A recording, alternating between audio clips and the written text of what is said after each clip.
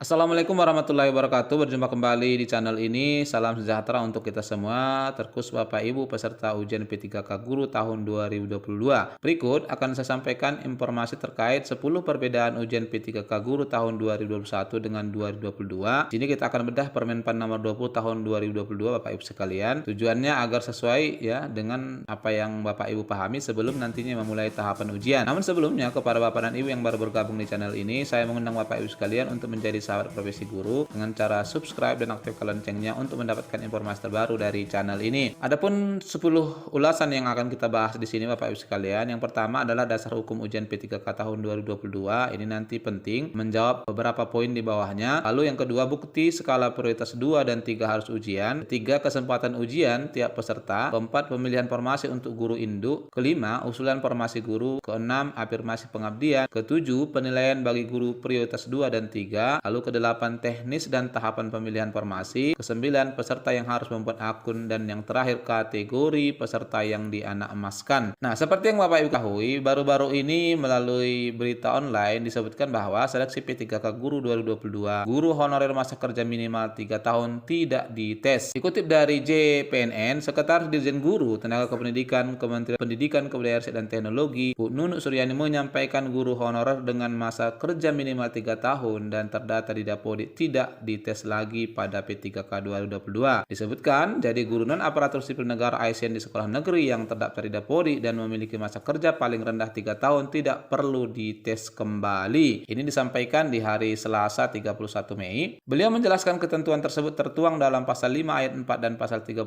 ayat 2 Permenpan nomor 20 tahun 2022. Beliau menyebutkan seleksi kompetensi bagi pelamar prioritas 2 yaitu honor K2 dan guru honor non K2 di sekolah negeri hanya dilakukan dengan menilai kesesuaian kualifikasi akademik, kompetensi, kinerja, dan pemeriksaan latar belakang atau background check. Nah, ini kemudian yang membuat sebagian rekan-rekan banyak mempertanyakan terkait dengan apakah kiranya guru skala prioritas 2 dan 3 tidak disertakan ujian tes lagi. Nah, untuk menjawab ini Bapak Ibu sekalian, ya kita tentu harus melihat Permenpan nomor 20 tahun 2022 secara utuh. Artinya kita tidak bisa mengambil sebagiannya lalu kita tafsirkan. Nah, di sini saya akan rangkum untuk 10 topik ulasan tadi. Yang pertama Bapak Ibu sekalian, ini perlu kita sampaikan terkait dasarnya. Nah, dasar yang dipakai di Permenpan nomor 20 ini adalah pasal 17 ayat 3 Undang-Undang Negara Republik Indonesia tahun 1945, kemudian Undang-Undang nomor 39 tahun 2008, ketiga Undang-Undang nomor 5 tahun 2014. Ini nanti menjadi jawaban di ulasan di bawahnya, lalu kemudian Peraturan Pemerintah nomor 49 tahun 2018 tentang manajemen P3K. Yang pertama Bapak Ibu sekalian adalah terkait dengan bukti skala prioritas 2 dan 3 ikut ujian. Disebutkan di pasal 32 memang seleksi kompetensi bagi pelamar 2 dan pelamar prioritas 3 dilakukan dengan menilai kesesuaian A. Kualifikasi akademik, B. Kompetensi, C. Kinerja, D. Pemeriksaan latar belakang atau background check. Ini yang kemudian ditafsirkan bahwasanya untuk prioritas 2 dan 3 yakni XTHK 2 dan guru non ASN di sekolah negeri yang masa kerjanya minimal 3 tahun ya, baik yang sudah ujian namun belum PG maupun yang belum ujian dinyatakan tidak ikut ujian. Sesuai dengan pernyataan ini maka disebutkan menilai kesesuaian kualifikasi akademik, kemudian B. Kompetensi. Kalau yang sudah ikut ujian kemudian tidak perlu ujian lagi, artinya dipergunakan ujian sebelumnya, ya masuk akal dengan apa yang disampaikan tadi. Namun bagaimana dengan Bapak Ibu yang belum ujian? Bagian kompetensi mana yang kemudian diambil sebagai penilaiannya? Ini salah satu canggahannya. Lalu yang kedua, untuk seleksi ujian P3K, tentu saja kita harus lihat dari awal Bapak Ibu sekalian. Di awal diusulkan agar guru honor itu diangkat tanpa seleksi. Namun, pemerintah memilih opsi mengadakan seleksi minimal melampaui PG atau passing grade. Hal ini bersesuaian dengan dasar hukumnya tadi Undang-Undang Nomor 5 Tahun 2014. Sehingga bagi Bapak Ibu guru yang belum PG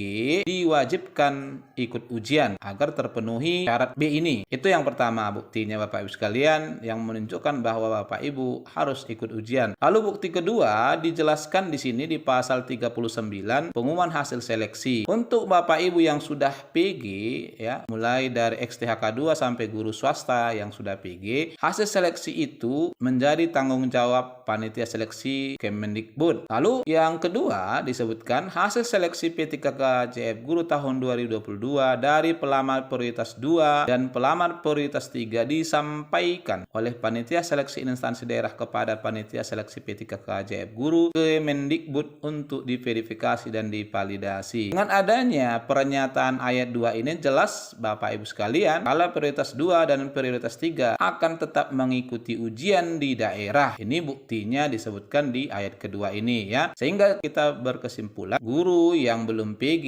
dan yang belum ujian dengan masa kerja minimal 3 tahun harus mengikuti ujian di tahun 2022 ini. Lalu terkait dengan kategori peserta yang membuat akun, dijelaskan di pasal 23 di sini semua kategori ya ini harus melakukan perbaikan data. Untuk peserta tahun 2021 hanya perbaikan atau pembaharuan, namun untuk pelamar baru, lulusan PPG yang belum ikut ujian maupun yang terdaftar di Dapodi masa kerja di bawah 3 tahun, itu harus membuat akun. Yang berikut di pasal 14, ini terkait dengan usulan formasi. Di ayat kedua disebutkan Bapak Ibu sekalian, panitia seleksi P3K JF Guru Kemendikbud sebagaimana dimaksud pada ayat 1 huruf A mempunyai tugas. Bagian D, mengumumkan jenis jabatan yang lowong, jumlah P3K yang dibutuhkan dan persyaratan pelamaran. Kalau kita lihat aturan di 2022 ini ya, saya sudah bandingkan ke kewenangan daerah, ternyata usulan jenis jabatan itu dilakukan oleh Kemendikbud Bapak Ibu sekalian. Daerah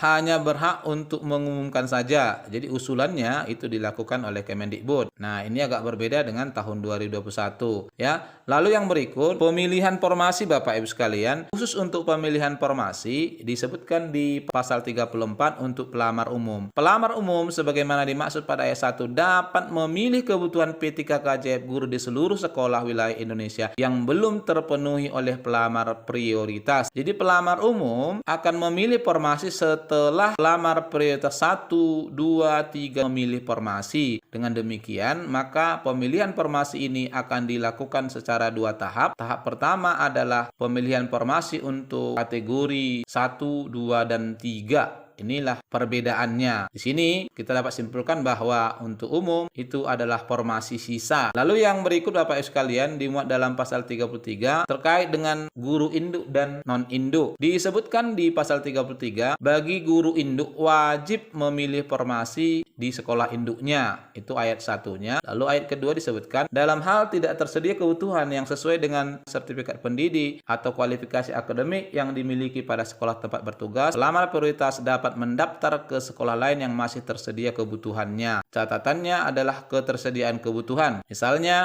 kalau di satu sekolah itu ada 2 guru induknya, sementara formasinya hanya dibuka 1, maka hanya 1 yang diwajibkan memilih di sana ya, karena kebutuhannya 1. 1 peserta lagi berhak memilih di sekolah lain yang masih tersedia kebutuhannya. Kalau di sekolah lain ternyata gurunya 1, formasinya 1, maka tidak ada tersedia kebutuhan di sana, wajib mencari sekolah yang lain. Kemudian pemilihan sekolah sebagaimana dimaksud pada ayat 1 dan ayat 2 merupakan keberminatan pelamar untuk memilih tempat bertugas apabila diterima sebagai P3K. Jadi ada sedikit perubahannya, dicantumkan keberminatan ya. Paling utamanya adalah ketersediaan kebutuhan yang menjadi pertimbangan kita. Lalu yang berikut ini adalah terkait dengan afirmasi yang selama ini dituntut oleh rekan-rekan ya. Jadi nampak di pasal 37 ayat 34 ini adalah afirmasi pengabdian ya. Pasal 3 dan 4 ini menentukan bahwa pengabdian dimasukkan untuk pemenuhan kebutuhan. Dalam hal pemenuhan kebutuhan oleh pelamar sebagaimana dimaksud pada ayat 1 belum terpenuhi, akan dipenuhi oleh pelamar prioritas 2. Jadi secara umum tahun 2022 ini didahulukan pemerintah adalah skala prioritas 1. Kalau masih ada formasi yang belum terpenuhi, maka nanti akan diisi oleh pelamar prioritas 2. Lalu kalau masih ada formasi yang belum terpenuhi,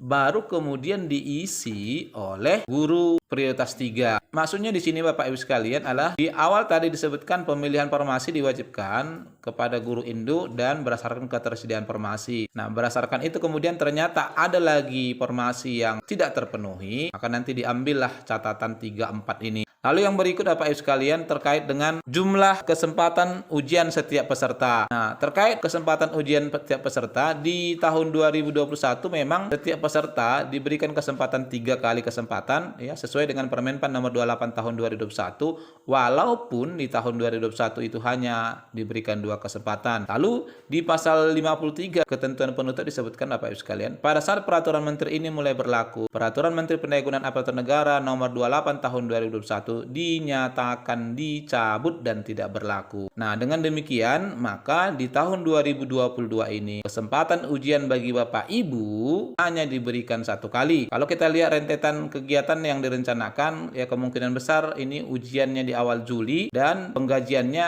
direncanakan mulai Oktober. Maka memang secara alokasi waktu hanya dilakukan 1 kali saja. Saya sudah baca secara keseluruhan peraturan ini Bapak Ibu sekalian nomor 20 tahun 2022 ini. Tidak ada disebutkan di sana terkait kesempatan ujian apabila tidak mencapai PG. Nah, inilah wujud komitmen pemerintah bahwa di 2022 ini masalah guru honor ini harus sudah tuntas. Yang memenuhi passing grade akan diangkat sesuai dengan pasal sebelumnya, dan yang tidak memenuhi passing grade ini kemudian dinyatakan tidak berhak untuk menjadi ASN. Lalu yang terakhir adalah kategori pelamar yang diuntungkan. Kalau kita lihat memang di ujian P3K ini yang paling diuntungkan atau dianak-emaskan oleh pemerintah adalah Bapak Ibu yang sudah ujian di 2021 dan sudah PG, karena pemenuhan kebutuhannya Bapak Ibu sekalian memperhatikan kebutuhan yang sudah PG. Bila kebutuhan yang sudah PG terpenuhi, baru kemudian diberikan kepada XTHK 2 dan guru non ASN ya, skala prioritas 2 dan 3. Nah, barangkali ini informasi yang bisa saya sampaikan terkait pengadaan ujian P3K 2022 Bapak Ibu sekalian. Semoga bermanfaat. Kalau ada hal yang perlu didiskusikan, barangkali kita bisa diskusikan melalui kolom komentar. Kiranya kalau perlu dibagi, mohon bantuannya Bapak Ibu sekalian untuk men-share. Assalamualaikum warahmatullahi wabarakatuh.